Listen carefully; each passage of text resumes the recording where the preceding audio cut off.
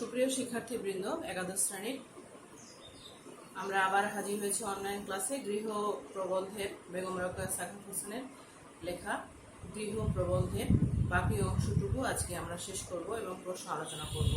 তোমরা নিশ্চয়ই ভালো আছো, আমিও ভালো আছি। সুপ্রিয় শিক্ষার্থীবৃন্দ, আমাদের এই করোনা কালে আমাদেরকে আর একটু ধৈর্য ধারণ করতে হবে, তোমাদেরকে সতর্ক থাকতে হবে।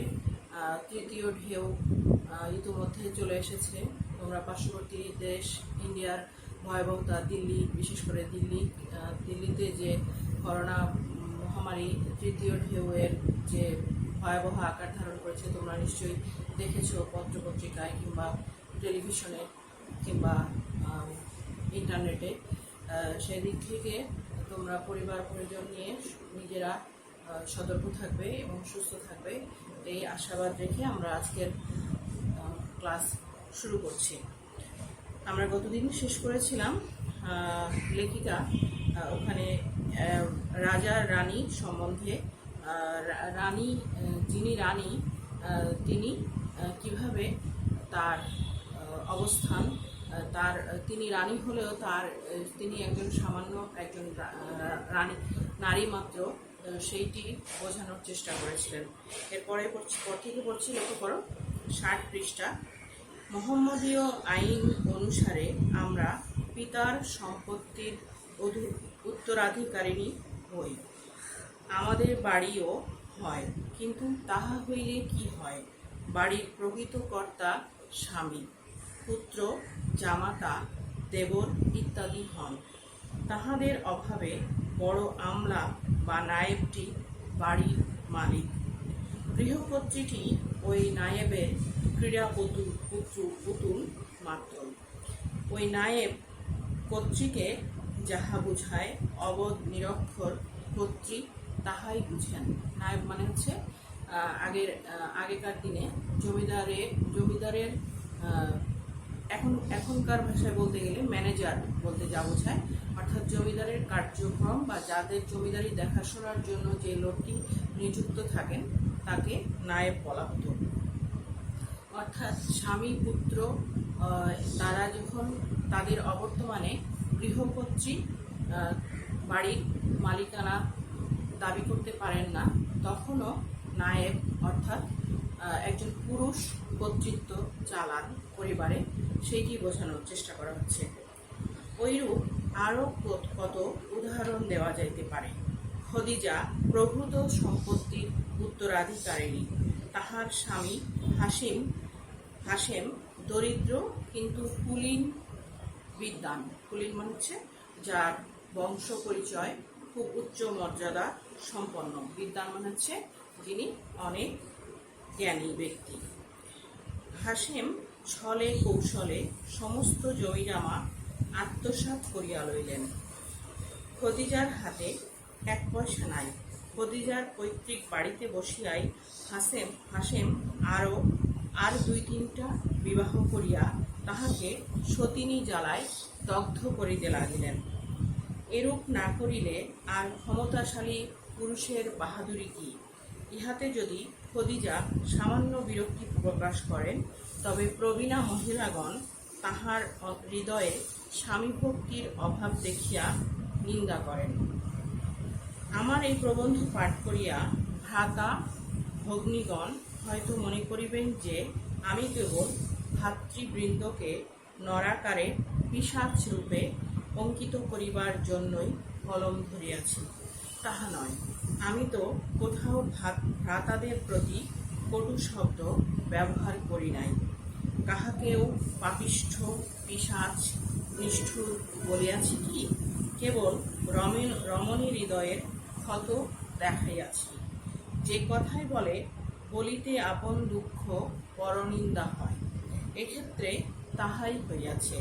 ভগ্নীর দুঃখ বর্ণনা করিতে ভাতৃনিন্দা হইয়া পড়িয়াছে। সুখের বিষয়, আমাদের অনেক ভ্রাতা এরূপ আছেন, ভ্রাতা অর্থ ভাই, যাহারা স্ত্রীলোক দিগকে যথেষ্ট শান্তিতে গৃহসুখে রাখেন, কিন্তু দুঃখের সহিত আমরা ইহাও বলিতে বাধ্য যে অনেক ভ্রাতা আপন বাটিতে অন্যায় স্বামিত্বের পরিচয় দিয়া থাকেন। সুপ্রিয় শিক্ষার্থীবৃন্দ, নিশ্চয়ই বুঝতে পেরেছ যে নারীদের অবস্থান বোঝানোর জন্য লেখক বিভিন্ন উদাহরণ টেনে দেখিয়েছেন এবং তিনি বলতে চাচ্ছেন যে তিনি ভাইদের, ভ্রাতাদের তিনি অপমান করতে চাননি, পিশাচ বলতেও চাননি, কিন্তু তাদের যে অন্যায় আচরণ, তাদের যে নির্যাতন বা বোনদের দুঃখ দুর্দশা, বঞ্চনা, হতাশার কথা বলতে গিয়ে তাকে এই কথাগুলো বলতে হয়েছে। সেটা তিনি বলছেন যে এটা তিনি তাদেরকে ছোট করার জন্য বলছেন না। যখন আমাদের চালের উপর ঘর থাকে না, দরিদ্রের জীর্ণতম কুটিরে শেষ চালখানা ঝঞ্ঝা নিলে উড়িয়া যায়। ঝঞ্ঝা মানে হচ্ছে ঝড় ঝঞ্ঝা আমরা বলে থাকি। টুপটাপ বৃষ্টি ধারায় আমরা সমস্ত রাত্রি ভিজিতে থাকি। চপলা চমকে নয়নে ধাঁধা লাগে, বজ্র নাদে মেদিনী কাঁপে এবং আমাদেরই বুক কাঁপে। প্রতি মুহূর্তে ভাবি বুঝি বজ্রপাতে মারা যায়। তখনও আমরা অভিভাবকের বাটিতেই থাকি। যখন আমরা রাজকন্যা, রাজবধূ রূপে প্রাসাদে থাকি, তখনও প্রভু গৃহে থাকি। আবার যখন ওই প্রাসাদ তুল্য ত্রিতল অট্টালিকা ভূমিকম্পে চূর্ণ হয়, সোপান হচ্ছে সিঁড়ি, সোপান অতিক্রম করিয়া অবতরণকালে নেমে যাওয়ার সময় আমাদের মাথা ভাঙে, হাত পা ভাঙে, রক্তাক্ত কলেবরে হতজ্ঞান প্রায় অবস্থায় গোশালায় গিয়া আশ্রয় লই। গোশালায় মানে হচ্ছে যেখানে গরু রাখা হয়। তখনও অভিভাবকদের বাটিতেই থাকি। অর্থাৎ আমরা ঝড় ঝঞ্ঝা, ভূমিকম্প,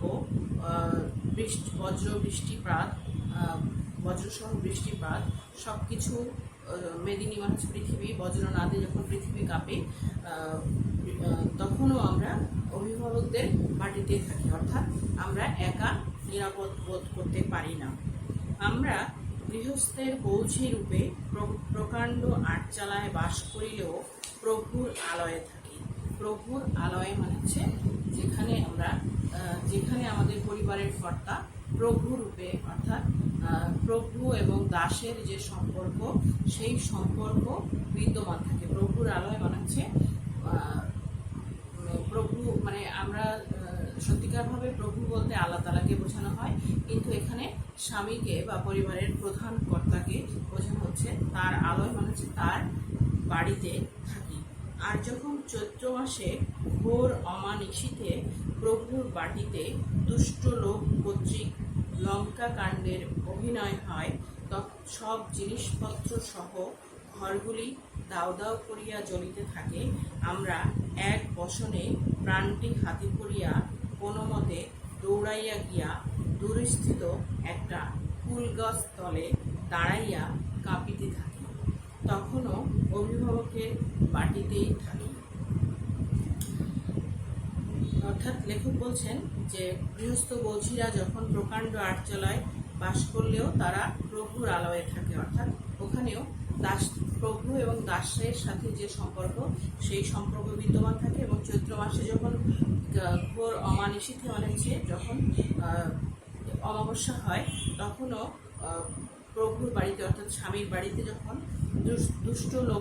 দুষ্ট লোকের ফলে, যেখানে সীতা হরণ হয়েছিল রাবণ কর্তৃক, এবং লঙ্কা কাণ্ড হয়েছে সীতাকে হরণ করার পরে রাম যখন সীতাকে যখন 14 বছর বনবাস দেওয়া হলো, তখন লঙ্কা কাণ্ডে তাকে যখন আনতে যে যুদ্ধ হয়েছিল সেইটার নাম লঙ্কা কাণ্ড।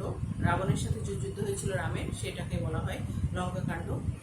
সব জিনিসপত্র সহ যখন ঘরগুলি দাউ দাউ করে জ্বলতে থাকে, তখন প্রাণকে হাতে করে আমরা কোনো মতেই দৌড়ে গিয়ে দূরস্থিত একটা কুল গাছ তলে, অর্থাৎ বড়ই গাছের নিচে আমরা দাঁড়িয়ে কাঁপতে থাকি। তখনও আমরা অভিভাবকের বাটিতেই থাকি। ইংরেজিতে হোম, হোম বলিতে যা বুঝায়, গৃহ শব্দ দ্বারা আমি তাহা বুঝাইতে চাই। শারীরিক আরাম ও মানসিক শান্তিনিকেতন যাহা, তাহাই গৃহ। বিধবা হইলে স্বামী গৃহ একরূপ বাসের অযোগ্য হয়, অর্থাৎ স্বামী মারা গেলে। হতভাগিনী তখন পিতা ভ্রাতার শরণাপন্ন হয়, অর্থাৎ যখন তার স্বামী মারা যায় তখন সেই বিধবা মহিলাটি তার ভাই অথবা পিতার শরণাপন্ন হয়। একটা হিন্দি প্রবাদ আছে, ঘর কি জলি বন মে গেই, বন মে লাগি আগ, বন বেচারা কিয়া করে, গরম মে লাগি আগ।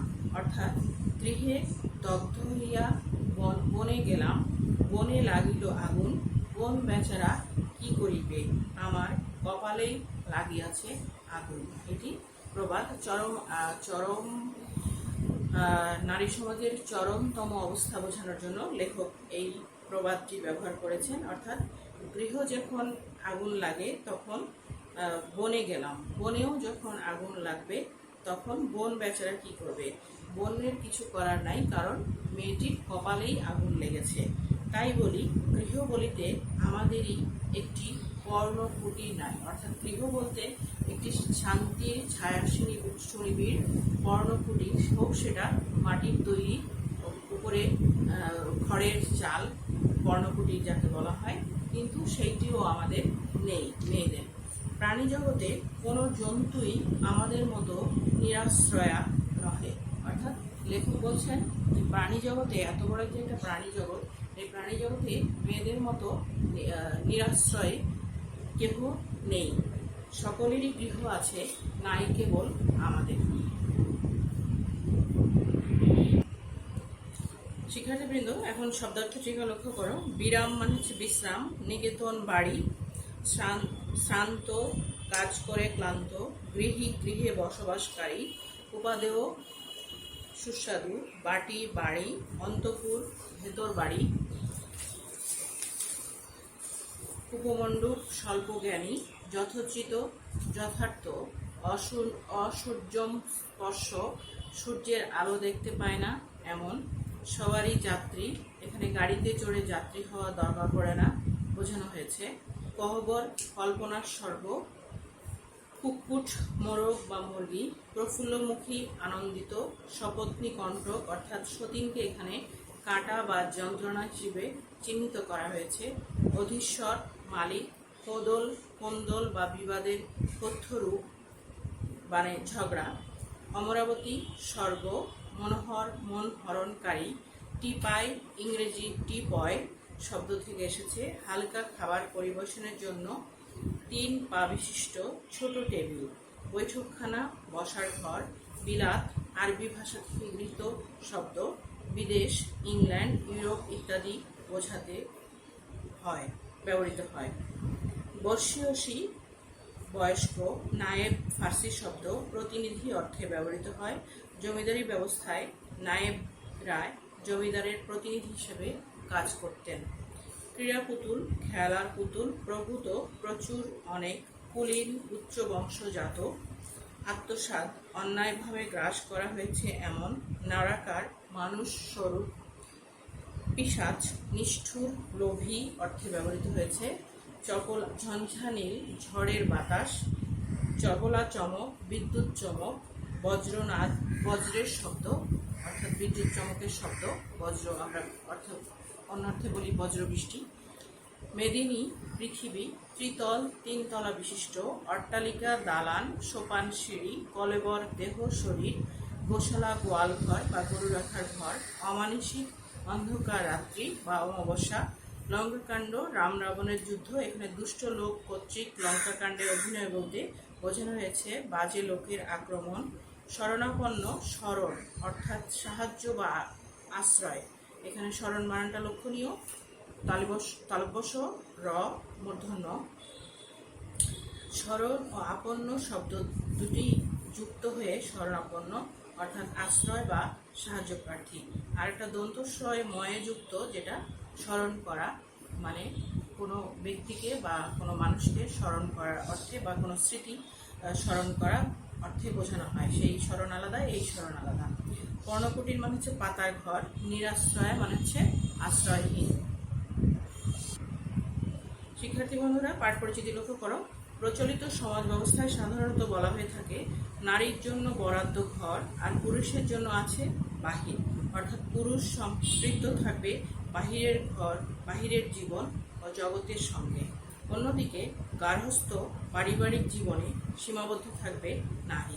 এ ধরনের দৃষ্টিভঙ্গি সমাজে পুরুষের আধিপত্যকে প্রতিষ্ঠিত করে, নারীকে করে তোলে ঘরের সামগ্রী। কিন্তু নারীর সত্যি কোনো ঘর বা গৃহ আছে কিনা এ নিয়েই তৈরি হতে পারে প্রশ্ন। রোকেয়া সাখাওয়াত হোসেন এই প্রশ্নটি তুলেছেন গৃহ প্রবন্ধে। ব্যক্তিগত ও সামাজিক অভিজ্ঞতা সূত্রে তিনি দেখিয়েছেন, পুরুষের আধিপত্য ও প্রতিপত্তির কাছে নারীর ঘরও বিপন্ন। ঘর বলে প্রকৃতপক্ষে কিছু নেই। নারীর অর্থ, সম্পদ, সম্পত্তি ও জীবনযাপন প্রায় সব কিছুর ওপর প্রভাব বিস্তার করেছে পুরুষ। পারিবারিকভাবে প্রাপ্ত সম্পদ ও সম্পত্তিও দখল করে নিয়েছে পুরুষ। প্রবন্ধটিতে বেশ কিছু ঘটনা বিশ্লেষণ করে রোকেয়া দেখিয়েছেন, পুরুষের নিয়ন্ত্রণ ও অভিভাবকত্বে নিজস্ব গৃহের আনন্দ অনুভূতি থেকে নারী প্রবলভাবে বঞ্চিত। পুরুষতান্ত্রিক সমাজে নারীর অবস্থান চিহ্নিত করে দেখিয়েছেন, নারী পুরুষ নির্বিশেষ গৃহ বা ঘর প্রকৃতপক্ষে মানুষের শারীরিক ও প্রশান্তির স্থান, সেটি প্রতীকী অর্থে ব্যবহৃত হয়েছে। বহু নির্বাচনের প্রশ্ন লক্ষ্য করো। গৃহ রচনায় প্রাবন্ধিক কাদেরকে উপমণ্ডুক বলেছেন? মহিলাদেরকে। সকলেরই গৃহ আছে, নেই কেবল আমাদের। প্রাবন্ধিকের একথা বলার কারণ কি? একথা বলার কারণ চারটি অপশন আছে। দরিদ্রতা, অধিকারহীনতা, গৃহ বিমুখতা, গৃহ বশীভূত হওয়া। এটি হচ্ছে 2 নাম্বার হবে অধিকারহীনতা, অর্থাৎ গৃহ আছে শুধুমাত্র, সকলেরই গৃহ আছে এবং নারীদের আছে, কিন্তু সেখানে কোনো নারীদের কোনো অধিকার নেই, সেটাই বোঝানো হয়েছে। দিশা উদ্দীপকটি পড়ে 3 ও 4 সংখ্যক প্রশ্নের উত্তর দাও। দিশাকে বিয়ে দেওয়া হয়েছে সম্ভ্রান্ত ঘরে। সুশিক্ষিত দিশা স্বামীর সংসারে স্বাধীনভাবে বসবাস করছেন। চাকরির পাশাপাশি ঘরকন্নার কাজও করেন। সব কাজে কর্মে সবাই সহযোগিতা করেন, সবাই তাকে ভালোবাসেন। তিনিও আত্মনির্ভরশীল ও পরিতৃপ্ত। উদ্দীপকের দিশার মধ্যে গৃহ প্রবন্ধের কোন দিকটি অনুপস্থিত? স্বকীয়তা, স্বাধীনতা, অভাবগ্রস্ততা, পুরুষ আধিপত্য।